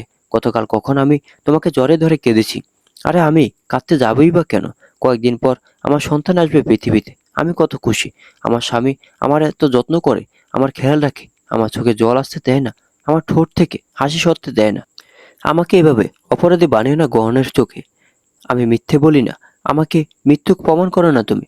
ঋতু ব্যঙ্গাত্মক গলায় বলো, তুমি মিথ্যুক না। তোমার থেকে বড় মিথ্যাবাদী এই পৃথিবীতে আমি দেখিনি। এবারে প্রত্যেকটা মানুষ আমায় ভালোবাসে, আমি প্রত্যেকটা মানুষকে ভালোবাসি। আমরা সব সময় চাই যেন এই বাড়িতে শান্তি বজায় থাকে, কিন্তু তুমি আসার পর থেকে একটা দিন এই বাড়িতে শান্তিতেই কাটেনি। অত্যন্ত নোংরা একটা মেয়ে তুমি। না নিজে শান্তিতে সংসার করবে, না কাউকে শান্তিতে সংসার করতে দেবে। আমি আমার স্বামীকে কি তালাক দেব? ভাইয়া, তোমার মতো মেয়েকে তালাক দিয়ে দেওয়া উচিত, যার সংসার করার যোগ্যতা নেই। আর আমার স্বামী ভদ্র বলে তোমার এত বড় অপবাদ দেও সত্ত্বেও এখনো চুপচাপ বসে আছে, একটা শব্দ উচ্চারণ করেনি মুখ দিয়ে। নয়তো ওর জায়গায় অন্য কেউ হলে এতক্ষণে তোমাকে নিজের আসল জায়গাটা দেখিয়ে দিত। নিজে ধপ করে চেয়ারে বসে পড়ল। কি হয়ে গেল এটা ওর সাথে? গহনের দিকে তাকাতেই দেখলো গহন শটান দাঁড়িয়ে আছে, চোখে মুখে তীব্র ক্রোধ ফুটে উঠেছে। নিধি খুব ভালো করে বুঝতে পারছে যে গহন ওর উপরে রেগে আছে। নিধি তো এখন গহনের কাছে গিয়ে সাহায্য চাইতে পারছে না। নিধি সব ভাবনার মাঝে আবার ওর কানে ঋতুর কণ্ঠস্বর বেশি এলো। একটা কথা কান খুলে শুনে রাখো নিধি, আমার আর আমার স্বামীর মাঝখানে কখনো নাক গলাতে আসবে না। আজ যে ভুলটা করেছো ক্ষমা করে দিলাম, কিন্তু এর পরের বার থেকে কিন্তু আর ক্ষমা করব না। আমার দেখা শ্রেষ্ঠ মানুষটাকে আমি আমার স্বামী হিসেবে পেয়েছি, তাকে নিয়ে একটা বাজে কথা আমি তোমার মুখ থেকে সহ্য করব না। নিজের সংসারে সুখ নেই বলে আমার সংসারে আগুন লাগাতে এসো না। তুমি আমায় বলেছিলে না যে ভাইয়া নাকি যারা আপুর সাথে সম্পর্ক আছে সেই বিষয়ে আমি জানি না, থাকতেই পারে সম্পর্ক। এখনই তোমার স্বামী পরকীয়া করে বলে আমার স্বামীর ঘাড়ও পরকীয়ার দোষ চাপাবে এমনটা কিন্তু হতে পারে না। তোমার স্বামীর চরিত্র কেমন সেটা আমি জানি না, জানতেও চাই না। তুমি সবাইকে বলে বেড়াও সেসব, কিন্তু আমার স্বামীর বিরুদ্ধে একটা কথা আমি সহ্য করব না। ভুলো ওর চরিত্রের উপর আঙ্গুল তুলতে আসবে না। নিজের স্বামীর খেয়াল রাখো। নিজের নামে এতক্ষণ অনেক কথা সহ্য করেছে নিধি, তবে গহনের নামে মিথ্যে দোষারোপগুলো সহ্য করতে পারলো না। নিধি কখনো তো আগ বাড়িয়ে ঋতুকে এই কথাগুলো বলেনি, বরং ঋতু উল্টো ওকে বলেছে এই কথাগুলো। চেয়ার থেকে উঠে দাঁড়িয়ে ঋতুকে উদ্দেশ্য করে বলল, কি যাতা বলছো? আমি কখনো গহনার নামে তোমার কাছে কিছু বলিনি, বরং তুমি এগিয়ে এসে আমাকে বলেছো ওদের কথা। আমি সবসময় এড়িয়ে যাওয়ার চেষ্টা করেছি। আমি সবসময় তোমাকে বলেছি যে ওদের মাঝে কোনো সম্পর্ক নেই। ও আচ্ছা, সেই জন্যই বুঝি রাত হলে ভাইয়ের সাথে অশান্তি করতে। আচ্ছা, তোমার কথা অনুযায়ী না হয় মানলাম আমি তোমাকে উস্কেছি। তা তোমার যদি এতই তোমার স্বামীর প্রতি বিশ্বাস থেকে থাকতো, তাহলে আমাকে থামাওনি কেন? সারাদিন মন মরা হয়ে কেন বসে থাকতে? ঘুরে ফিরে এসে কেন আমাকে জিজ্ঞেস করতে যে আমি ঠিক বলছি না ভুল বলছি? স্বামীর প্রতি বিশ্বাস ছিল না, এজন্যই তো বলতে, তাই না? আমি শুধু তোমাকে সাবধান করতে চেয়েছিলাম, কিন্তু অবিশ্বাস তুমি করেছো তোমার স্বামীকে। দিদির মনে হলো এবারে ব্যাপারটা পুরোপুরি হাতের বাইরে বেরিয়ে গেছে। এই কথাগুলো ওখানে ওঠা একদমই ঠিক হলো না। ঋতুকে দেখে সরাসরি গহনের দিকে এগিয়ে গিয়ে ওকে বোঝানোর ভঙ্গিতে বলো, গহন, বিশ্বাস করুন, আমি কখনো ভাবির সাথে এই কথাগুলো আলোচনা করিনি। উনি বারবার আমাকে উস্কানোর চেষ্টা করেছেন। আমি বিশ্বাস করি আপনাকে। আপনি আমাকে বোঝানোর পর থেকে তা আমি আর কিছু বলিনি। আর বিশ্বাস করুন, ওরা সবাই মিথ্যে বলছে। ভাবি কাল নিজে আমাকে বলেছে যে সাবিত পরকীয়া করে। নিজে আমাকে জড়িয়ে ধরে কেঁদেছে। আপনি জানেন, দুদিন আগে আপনার ভাই নেশা করে বাড়ি ফিরেছিল। ভাবি সেদিন আমার পায়ে পড়েছিল যেন আমি আপনাকে কিছু না জানি, সেজন্য আমি জানাইনি। বিশ্বাস করুন গহন। অনেকক্ষণ চুপচাপ সহ্য করার পর গহন এবারে ধৈর্যের বাঁধ ভেঙে গেল। নিধি দু বাহু শক্ত করে চেপে ধরে হিংস্র গলায় বলল, জাস্ট সেট আপ নিধি, তোমার স্টুপিডিটি থামাও এবার। এখানে কেউ তোমার মতন গাধা না, তোমার মতন দয়ালু মন কারণ না। ঋতু তোমার মতন বোকা না যে ওদের স্বামী স্ত্রীর মাঝে কি হচ্ছে সেগুলো পুরো পাড়া শুদ্ধ লোককে বলে বেড়াবে। ঋতু তোমার মতন একটা বোকা না যে স্বামীর সাথে অশান্তি হলে সেটা বাড়ির সবাইকে বলে বেড়াবে। বুঝতে পেরেছো? নিজের চলচল দৃষ্টিতে গহনের দিকে তাকিয়ে বলো, কিন্তু উনি বলেছিলেন আমায়। ভুল শুনেছিলে তুমি, বুঝতে পেরেছো? ভুল শুনেছিলে। তোমাকে আমি নিষেধ করিনি এই ব্যাপারে কথা বলতে। গতকাল রাতে বুঝিয়েছি, তার আগে বুঝিয়েছি, তারও আগে বুঝিয়েছি, কিন্তু তুমি আমার একটা কথা শুনোনি। এর মানে কি দাঁড়ায় জানো? আমার কথার কোনো মূল্যই নেই তোমার কাছে। তুমি আর সবাইকে সুযোগ তৈরি করে দিয়েছো আমার আর তোমার সম্পর্ক নিয়ে কথা বলা। তুমি আমাদের দুজনের মাঝে তৃতীয় ব্যক্তিদের ঢুকতে সাহায্য করেছো। তোমার জন্য আজ এত মানুষের সামনে আমার চরিত্র নিয়ে কথা উঠলো। শুধুমাত্র তোমার জন্য এতগুলো মানুষের সামনে আমাদের স্বামী স্ত্রী সম্পর্ক কত দূরে গিয়েছে সেটা স্বাভাবিক হয়েছে কি হয়নি সেই নিয়ে কথা উঠলো। শুধুমাত্র তোমার স্টুপিডিটির জন্য আমি কারো দিকে চোখ তুলে তাকানোর অবস্থাতে নেই। তুমি পছন্দ অবাধ্য মেয়ে নিধি। আসলে তোমার সংসার করার বয়সই হয়নি, তোমার সংসার করার যোগ্যতাও নেই। তুমি কিচ্ছু বোঝো না সংসারে। তোমার সামান্য এই জ্ঞানটুকু নেই যে স্বামী কিছু নিষেধ করলে সেটা শুনতে হয়। এতদিন হলো আমার সাথে থেকে তুমি এতটুকু বুঝোনি যে আমি তোমাকে কিছু বলে তোমার ভালোর জন্যই বলি। ওকে ফাইন, আজ থেকে আমি আর তোমাকে কিছু বলবো না। তোমার যা ইচ্ছে তাই করো, যেমন ভাবে চলার ইচ্ছে তেমন ভাবে চলো। আমাদের সুস্থ স্বাভাবিক সম্পর্কটাকে তুমি তোমার বোকামির দ্বারা নষ্ট করেছো, and you have to pay for this. কথাটা বলে গহন ছেড়ে দিল নিধিকে। গহন সেখান থেকে চলে যেতে ধরলে নিধি ওর হাত টেনে ধরে বলল, এভাবে বলবেন না। আপনি সবার সামনে এভাবে বলতে পারলেন আমাকে? ওরা তো সুযোগ নেবে এগুলোর। গহন এক ঝটকা নিধির হাত ছাড়িয়ে নিয়ে বলল, সুযোগ নেয়ার মতন পরিস্থিতি তুমি তৈরি করে দিয়েছো। প্রথম রাতে তোমাকে বলেছিলাম আমার মায়ের মুখে মুখে তর্ক করবে না। কেন বলেছিলাম জানো? কারণ আমি জানি সেই তর্কের প্রেক্ষিতে তোমাকে অনেক বড় দাম দিতে হবে। আমি তোমাকে বলেছিলাম বিয়ের পরও আমার বোন বাপের বাড়িতে কেন থাকে এই নিয়ে কোনো প্রশ্ন তুলবে না। তার কারণ আমি জানি এই নিয়ে প্রশ্ন তুললে তোমার এই বাড়িতে টিকে থাকা কঠিন হয়ে যাবে, আমার জীবনটা আরো কঠিন হয়ে যাবে। আমি তোমাকে সব সময় চুপ থাকতে বলি, তার কারণ আমি তোমাকে সবকিছু থেকে বাঁচাতে চাই নিধি। আমি সব দিক সামলে চলতে চাই। তাকে দেখো, এখানে তোমার মতন বোকা কেউ নেই। সবাই নিজেদের পিঠ বাঁচিয়ে চলে। অন্তত আমার সামনে সবাই ভালো হয়ে থাকার চেষ্টা করে, কিন্তু একমাত্র তুমিই সেই স্টুপিড যে নিজের ভালো বুঝে না। তুমি আমাকে বলো না যে আমাকে নাকি তুমি অশান্তির হাত থেকে বাঁচাতে চাও, মানসিক শান্তি দিতে চাও, কিন্তু সেই তুমি আমার মানসিক অশান্তির জন্য দায়ী হয়ে যাচ্ছ। যদি অসহায় কণ্ঠে বলো, এভাবে বলবে না গহন, আমার কষ্ট হচ্ছে, হোক কষ্ট, তুমি নিজে ওর জন্য দায়ী। আজ আমি তোমায় একটা কথা স্পষ্টভাবে জানিয়ে দিচ্ছি, তোমাকে আমার হয়েও প্রতিবাদ করতে হবে না, আমার হয়ে কাউকে কথাও শোনাতে হবে না। তুমি শুধু দয়া করে নিজের মুখ বন্ধ রাখবে। আমি এত বছর যথেষ্ট কথা শুনেছি, যথেষ্ট অশান্তি সহ্য করেছি, আরো সহ্য করে নিতে পারবো। তবে অন্যায়ভাবে আমার চোখের সামনে তোমায় কেউ অপমান করবে আর আমি সেটা প্রতিবাদ করার মতো অবস্থাতে থাকবো না, আমার বলার মতো মুখ থাকবে না, এই বিষয়টা আমি মেনে নিতে পারবো না। তুমি আজ আমাকে এতটা নিরুপায় বানিয়ে দিয়েছো যে দেখো, আমি চোখের সামনে মিথ্যে দেখা সত্ত্বেও কিছু বলতে পারছি না। তার কারণ আমার নিজের স্ত্রী আমার কথা শুনে না। অন্যদের আমি কি বলবো? আজ তুমি অনেকটা দূরত্ব তৈরি করলে আমাদের মাঝে নিধি, অনেকটা। আজ তুমি আমাকে ঠিক কতটা কষ্ট দিয়েছো ভাবতেও পারবে না। কথাটা বলে গহন চলে গেল সেখান থেকে। নিধি আটকাতে পারলো না গহনকে, কিছু বলতে পারলো না, হা করে শুধু যাওয়ার পথে তাকিয়ে রইল। হঠাৎ করে নিধির কানে ভেসে এলো সালমা বেগমের কণ্ঠস্বর। ব্যঙ্গাত্মক গলায় নিধিকে বললেন, মনে নেই একটা কথা বলেছিলাম তোমায়, পিপিলিকার পাখা গজায় মরিবার তরে। আমার বাড়িতে দাঁড়িয়ে আমার সংসারে আমার ছেলের উপর নিজের কর্তৃত্ব বজায় রাখতে চাও, আমাকে আমার ছেলের চোখে ভুল প্রমাণ করতে চাও। দেখলে তো, আমার ছেলেকে আমার থেকে দূরে করতে চেয়েছিলে, কিন্তু দূরত্বটা তৈরি হয়ে গেল তোমাদের মাঝে। এতে আমার ছেলে বউ বুঝলে তো, তুমি নিতান্তই বাচ্চা মেয়ে। নিধি চমকে উঠে সালমা বেগমের দিকে তাকালো। কিছুক্ষণ সালমা বেগমের দিকে তাকিয়ে থেকে সঙ্গে সঙ্গে আবার তাকালো ঋতুর দিকে। ঋতু ততক্ষণে চেয়ারে বসে পড়েছে, চুপচাপ মাথা নামিয়ে বসে থেকে কাঁদছে। সব থেকে অবাক করা বিষয় হলো, ঋতুর পাশে চেয়ারে বসে থেকে সাবিত এখনো নাস্তা করছে, খুবই নিশ্চিন্ত মনে খেয়ে যাচ্ছে। নিধি তাজ্জব বনে গেল এসব কিছু দেখে। তার মানে সবাই সবকিছু আগে থেকেই জানতো, এসব কিছুই ওদের পরিকল্পনা। নিধি আবারও সালমা বেগমের দিকে তাকিয়ে কিছু বলতে যাবে, তবে তার আগে দেখলো গন তৈরি হয়ে বেরিয়ে যাচ্ছে। নিধির মনে হলো সালমা বেগমকে পরও কিছু বলা যাবে, আগে গহনের সাথে একটু কথা বলা দরকার। গহনকে ডাকলো পিছন থেকে, তবে গহন ছুড়ল না। নিধি বেশ কয়েকবার ডাকলো গহনের নাম ধরে, তবে গহন গটগট করে হেঁটে চলে গেল। নিধি দরজার কাছাকাছি যাওয়ার আগে গহন বাইরে বেরিয়ে ঠাস করে দরজাটা বন্ধ করে দিল। নিধি থমকে গেল সেখানে, আর বাইরে পা বাড়ানোর ক্ষমতা হলো না। গহন ওকে একা ফেলে রেখে চলে গেল। এই একটা দম বন্ধকর পরিবেশে নিধিকে একা ফেলে রেখে চলে গেল। একবার পিছন ফিরে তাকালোও না, একটু সান্ত্বনা দিল না, বোঝার চেষ্টা করলো না যে নিধির কতটা কষ্ট হচ্ছে। বন্ধুরা, আজকের গল্পটি এই পর্যন্তই। যদি গল্পটি ভালো লাগে তাহলে ভিডিওটি লাইক করুন, আর গল্প সম্পর্কে কোনো মতামত জানার থাকলে কমেন্ট করতে পারেন। আর এই গল্পের পরবর্তীতে কি ঘটে তা জানার জন্য এবং এরকম আরো সুন্দর সুন্দর গল্প পাওয়ার জন্য আমার চ্যানেলটি সাবস্ক্রাইব করে বেল আইকনটি বাজিয়ে রাখুন। ধন্যবাদ।